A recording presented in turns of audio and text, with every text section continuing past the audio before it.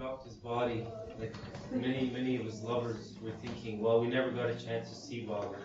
But then, I don't know if there are some words or something that Baba said to the effect that that he would be as if he was physically present for 100 to 200 years after he dropped his body. Is that, like, what exactly did Baba say on this? He said that the Avataric influence means avatar, you understand the meaning of the avatar is the descent, direct descent of whatever you call that reality, that God, which is reality, of course. We have named it. We need to have some name, a proper name for it.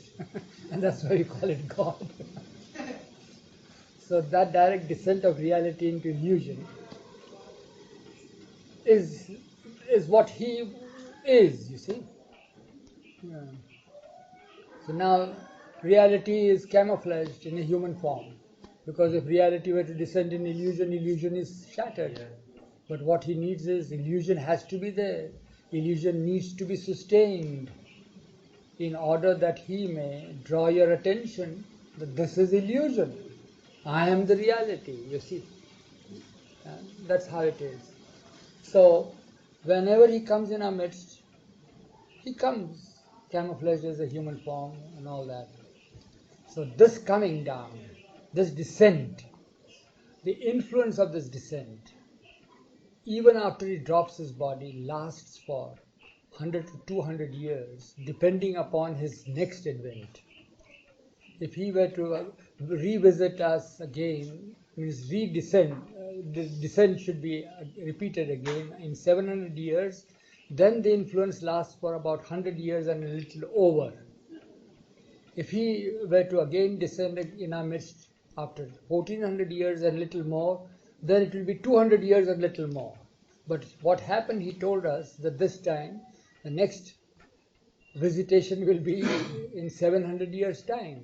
So the influence of his being here with us physically will be for 100 little years more. 100 years or so, more than 100, little more than 100. What does it mean though? It means this, when we said, but what does it mean, Baba? And it is as if I were physically present. It's not just his present all the time, but that's what I say, that his physical presence. So then we said, what does it mean? We don't understand. So he said that there was at that time in a vase a huge bouquet of Indian roses, which are very fragrant.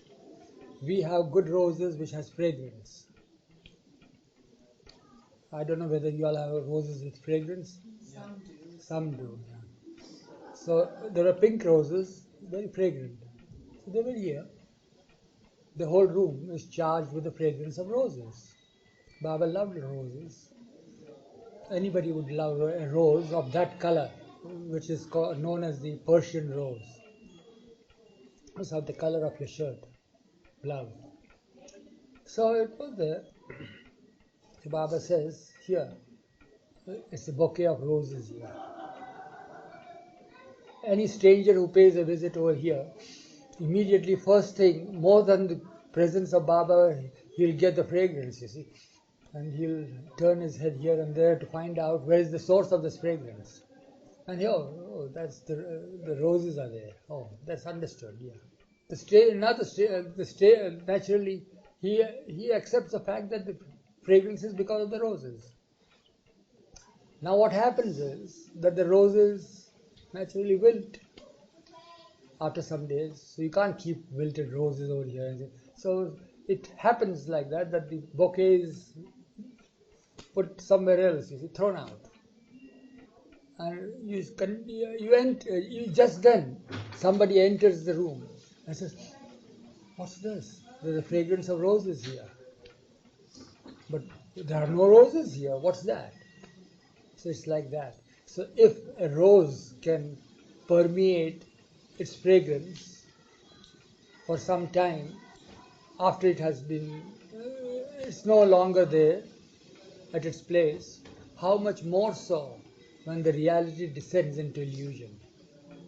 So that's what he means by as if physically present.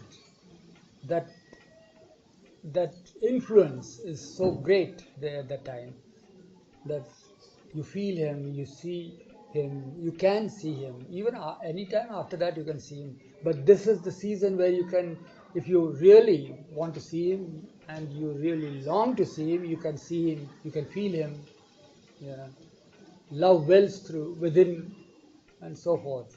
So that is the influence, that's the impact of influence. Yeah. It's as if It draws some strangers close, where the fragrance is, the bees are there. Yeah, it's like that. Why are you all drawn here? Now you all have heard of Baba, you heard of Baba and all that, but why do you want to come now? Something is like that. Any total stranger who comes here, why have you come? Somehow or other, I felt like coming. It's like that. and for us as individuals, it is as if we're following the living avatar. Yeah, He is alive. yeah. It's the same. This is the As if he has this is the season. Make the best of it. That's what he would tell us. So Baba, marriage. Hmm. After that fragrance leaves, after that 100 years passes, does that mean that that's the time when everybody has to seek a living perfect master, or or For those who have come in the orbit of the love of the Lord, there is no way out. He is the way and He is the goal also. The perfect masters are the way. They lead you up as far as the goal. But He being the way and the goal, so it is redundant for you to go in search of a perfect master.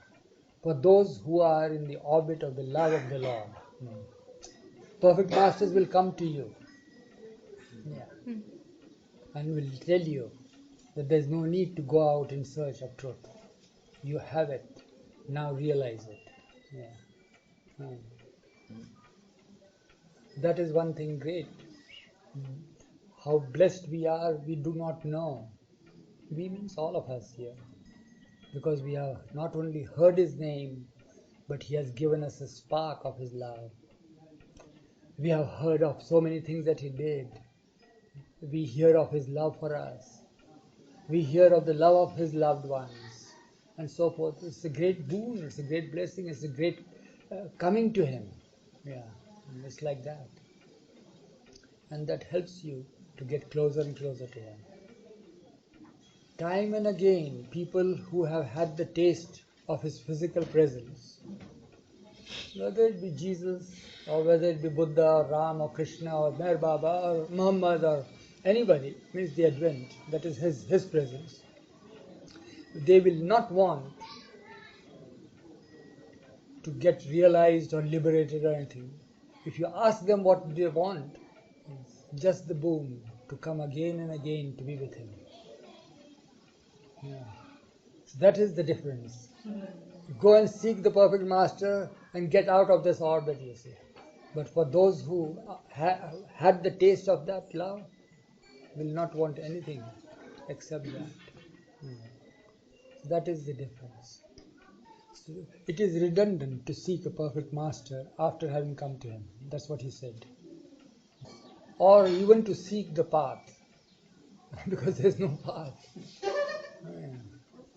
For the lover of the Lord, the path follows the lover. Baba didn't say what it was like, or what it would be like when, like, for instance, we're in a life and he's not in the body. It's just that same inner communion, and when he's like in 300 years or so, we're born again. Baba's not around, the presence is not there. It's the same. No, but if you keep in touch with him, contact with him, it is a continuation of the same. It's like the same. Yeah, it's a continuation of the same. Yeah. See the little kids that come here, they teach their parents how to love Baba. Why? But what happened is their greatness, you see, that their proximity to him was such that they came into a fold where that fold will carry the kids here in the environment. And then they come and they behave in such a fashion that the parents are, what's the matter with these kids, you see? How do they know this? What is it? It's like that. It's a continuity. continuation of from where you stop. You have not to go in search or anything of that sort. If your love is fixed and focused upon this physical frame of called the Meher Baba, you see, this advent, then you continue to love and all that, and then after years of loving and this and that, and still you haven't met him, you haven't seen him and all that, all the more you long to see him, all the more you want to be with him and all that, that carries you forward to a greater proximity than what is now. And then all the time it is like that. Baba once told us that each advent is a cessation of a procession. This whole creation is constantly in as if it's in a procession. You know about a procession, a parade. You all don't use the word procession, no? Parade, you call it a parade. We call it procession here. Don't you all have a word like procession? Yeah, but then these Americans, peculiar people, they don't. So often when I say procession, say, what is it? Oh, parade. Parade. Yeah, Parade yeah. with those banners at the front. Yeah. We do it, yeah. But it's really speaking, the whole creation is in a process of procession, you see, and it does not know where it is marching, to what, where. But with every advent, there is a cessation of procession. Means proceeding of procession ceases. Why does it cease? Because those who are in the front line, they naturally stop there, you see, at the time of his advent, and they are all surrounding that advent, you see. So naturally, those who are following, naturally, there's no way, they have stopped, you see. And they don't know what is happening. Those who are immediately after the front line, they can crane their necks and they see, oh, there is somebody here. So that's how they get the little feel. And then those who are at the back, they hear whispers and they have the feeling. But those who are at the far end, they know nothing. They just stand. Waiting for something to proceed, They don't know where they are proceeding. That is the world like that. So what happens is that at the time, Baba says, those who are in the front line, they have the benefit of my physical presence. It's not that I come only for the front line, I come for all, but I am for the few. And the few are those who are around, you see. They have the benefit of it. And then what happens, the benefit is such that they don't continue the procession, unfortunately, they are sidetracked. That's finished, that's liberated, guys. Then what happens comes, naturally the procession continues when he drops his body. So they are marching ahead. So those who were in the second line or third line or fourth line, whatever it is, they get the benefit of the front line. And they then come. So in order to gain that proximity, in order to get into the front line, now is the time, Baba says. When he's not here, the longing, wanting to be close to him, wanting to live for him, wanting to die for him, all this will bring you in the forefront. That's what he says. That's the figure he gave us. And he also gave the figure of, we are like the hounds. When I'll pass away, what will happen is the scent. Again, he uses the word, the fragrance, the scent. He used this time the scent, not the fragrance. He says, what happens when there is some criminal is to be spotted? What do you all do in this world? Now that it's an ancient traditional thing, the dogs have greater scent, so they have police hounds, So if the police are after a certain criminal, what do? They get the hounds immediately. If they say that, well, this is the site of crime, something has happened here, and they then let the dogs sniff here, you see. And then the dogs try to pull them, and they go on sniffing and go. Trace the culprit from where? From the site of the crime. You follow? So he says that what will happen when I pass away is that you all will be acting like the hounds, you see.